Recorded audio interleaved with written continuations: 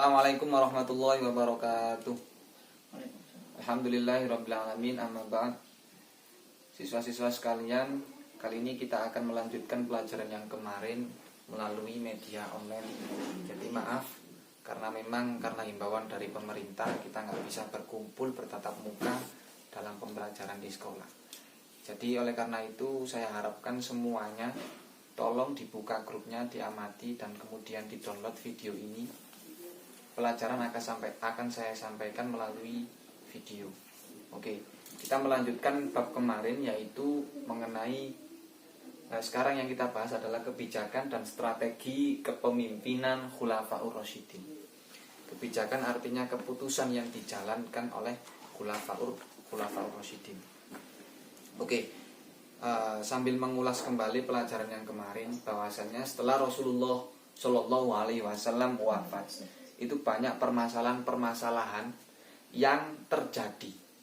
Jadi kemarin kita sudah membahas mengenai proses terpilihnya khalifah, dari mulai Abu Bakar, Umar bin Khattab, Utsman bin Affan sampai Ali bin Abi Thalib. Nah, kali ini kita akan membahas mengenai kebijakan setelah ditinggal Rasulullah, apa saja kebijakan dari mereka. Oke, yang pertama kita urut. Dan jangan lupa saya juga mengambil referensi dari kitab Khulasah Nurul Yakin, karena saya anggap bahwa di buku paket ini tidak cukup. Oke. Kebijakan Khulafaur Rasyidin yang pertama yaitu Abu Bakar As-Siddiq.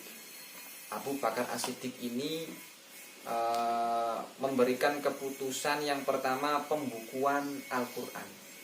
Al-Quran dikumpulkan menjadi satu. Setelah yang kemarin kita bahas bahwasanya Al-Quran hanya ditulis di pelepah, di batu dan di semua tempat yang mulia ya. Jadi bukan sembarang tempat. Kemudian dikumpulkan menjadi satu. Oke. Yang pertama ini adalah inisiatif dari Umar bin Khattab. Karena apa? Karena katanya apa-apa yang belum dilakukan Rasulullah itu tidak boleh dilakukan. Apalagi ini adalah hal yang penting mengenai agama. Tapi oleh Umar bin Khattab mengatakan bahwasanya ini urgent, sangat penting. Karena apa? Islam semakin hari semakin banyak, sedangkan penghafal Al-Quran semakin hari semakin tipis, semakin sedikit. Oleh karena itu betapa pentingnya pembukuan Al-Quran ini. Jadi kebijakan pertama Abu Bakar As-Siddiq adalah pembukuan Al-Quran. Atas inisiatif dari Umar bin Khattab. Oke. Sebelumnya juga saya sempat singgung bahwasanya pada zaman Khalifah Abu Bakar As-Siddiq, di sana banyak orang-orang yang nyeleweng karena kematian Rasulullah tadi. Orang-orang yang nyeleweng itu adalah salah satunya ada yang pertama, karena orang-orang nyeleweng adalah salah satunya mengaku sebagai nabi. Terus yang kedua banyak yang murtad. Terus yang ketiga banyak yang menunda membayar zakat. Orang yang mengaku nabi kemudian yang meninggalkan agamanya, itu karena apa? Karena sebab mereka tidak percaya. Masa sih Nabi Muhammad sedok? Masa sih Nabi Muhammad itu meninggal? Bahkan Umar bin Khattab pun sempat gak percaya. Sampai Umar bin Khattab bilang sendiri, siapa yang bilang Nabi Muhammad mati akan saya bunuh kepalanya, akan saya penggal kepalanya. Nah, akan tetapi diyakinkan oleh Abu Bakar bahwasanya Nabi Muhammad juga manusia. Semua yang hidup pasti akan kembali kepadanya. Oke. Nah, pada zaman tersebut orang yang mengaku Nabi salah satunya adalah Musailamah Al-Kadzab. Di dalam kitab ini menjelaskan bahwasanya orang-orang murtad itu ada dua. Yang pertama adalah orang yang meninggalkan agamanya. Terus yang kedua adalah orang yang menunda zakat.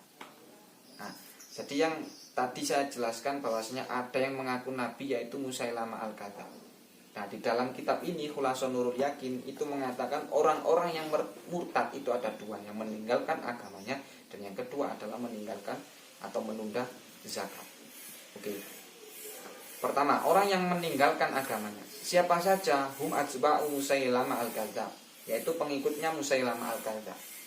Jadi Musailama al-Kadzab selain dia menjadi nabi palsu, mengaku sebagai nabi palsu, dia juga punya pengikut. Nah, pengikutnya ini diajak untuk meninggalkan Islam. Nah, kemudian yang kedua adalah Tulaiha al-Asadi, yaitu Tulaiha al-Asadi. Wa asba'ul Aswadil Ansi, dan pengikutnya Aswad al-Ansi.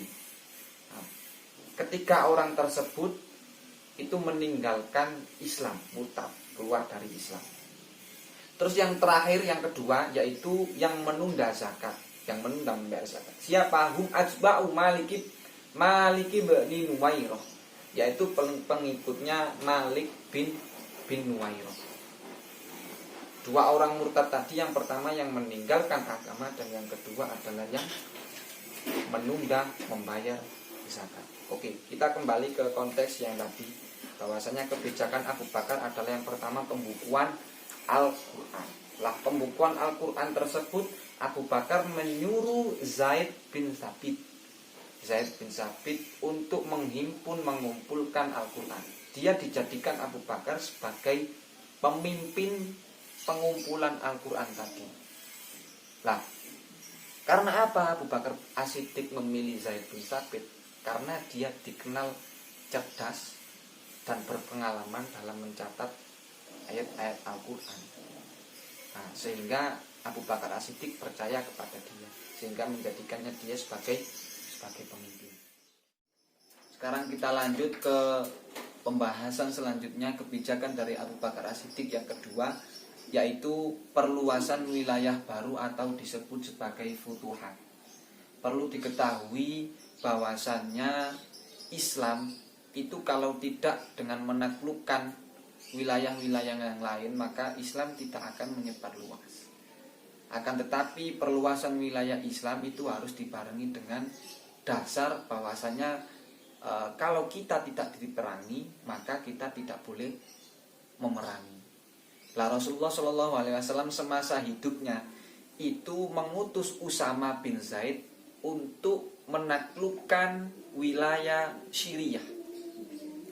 Nah, kemudian ketika Usama bin Zaid mau berangkat, kemudian ada kabar bahwasanya Rasulullah wafat. Nah, artinya Rasulullah mempunyai keinginan untuk menaklukkan kota Syria. Usama bin Zaid kemudian kembali karena ada kabar wafatnya Rasulullah. Lantas setelah Rasulullah wafat digantikan oleh Abu Bakar As-Siddiq. Dari Abu Bakar As-Siddiq ini mau mewujudkan cita-cita Rasulullah, yaitu menaklukkan kota Syria. Nah, dari Abu Bakar ini kemudian mempunyai kebijakan, yaitu memperluas wilayah baru, futuhat. Salah satunya yang diincar adalah Syria. Nah, kemudian Abu Bakar As-Siddiq di dalam buku ini bacaannya berusaha mewujudkan keinginan tersebut dalam upaya memperluas wilayah kekuasaan Islam ke daerah Syria. Untuk keperluan tersebut Abu Bakar menugaskan 4 orang panglima perang. Nah, jadi untuk menaklukkan Syria, Abu Bakar menaklukkan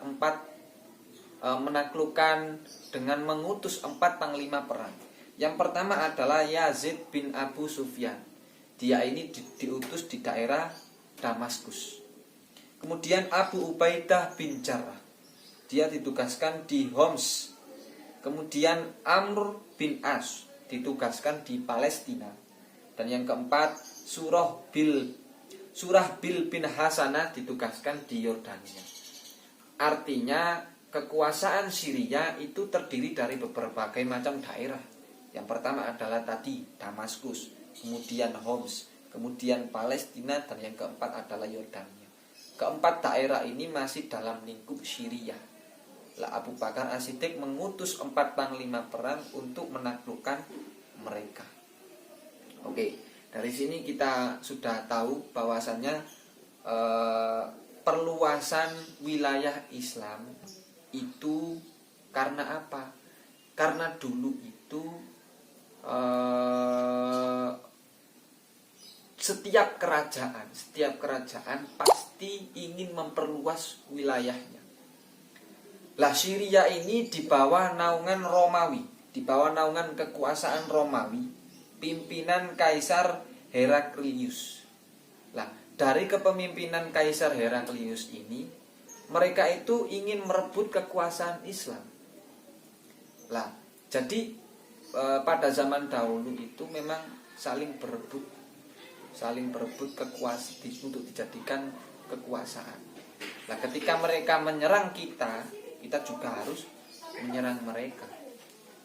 Oke, dari situ ada peristiwa, yaitu ketika Abu Ubaidah yang diutus Abu Bakar As-Siddiq ke Homs, yaitu Abu Ubaidah yang diutus Abu Bakar As-Siddiq ke Homs itu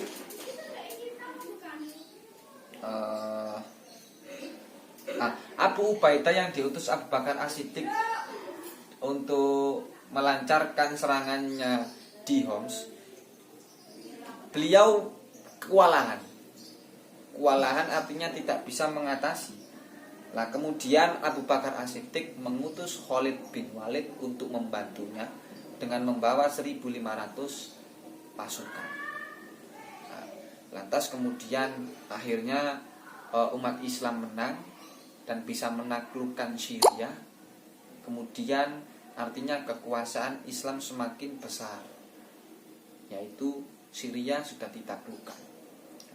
Kemudian yang terakhir perlu saya tegaskan bahwasannya tadi kan ada peristiwa pembukuan Al-Quran. Pembukuan Al-Quran disebabkan karena banyaknya orang yang hafal Al-Quran kemudian mati. Itu sebelumnya ada peristiwa Perang Riddah. Perang Riddah kalau dalam kitab ini itu dikatakan bahwasanya perang yang dilancarkan oleh umat muslim karena banyaknya orang yang murtad. Itu namanya Perang Riddah. Kemudian perang, banyak yang mati. Nah yang mati ini para penghafal Al-Quran. Kemudian oleh Umar bin Khattab punya inisiatif untuk membisiki Abu Bakar, dan Abu Bakar memutuskan untuk membukukan Al-Quran. Lah dari Perang Riddah ini artinya banyak orang yang balas dendam karena kekalahan tersebut, karena kekalahan orang-orang luar Islam. Nah, oleh karena itu jadi perlu dikasih tanda petik bahwasanya Islam tidak akan memerangi kalau tidak diperangi duluan. Islam bersifat defensif, bertahan. Kalau tidak diserang maka tidak akan menyerang. Mungkin itu saja yang bisa saya sampaikan. Dan maaf tadi ada suara-suara dari anak-anak karena memang ini ruangannya juga agak cukup besar. Nah, jadi kurang lebihnya mohon maaf. Assalamualaikum warahmatullahi wabarakatuh.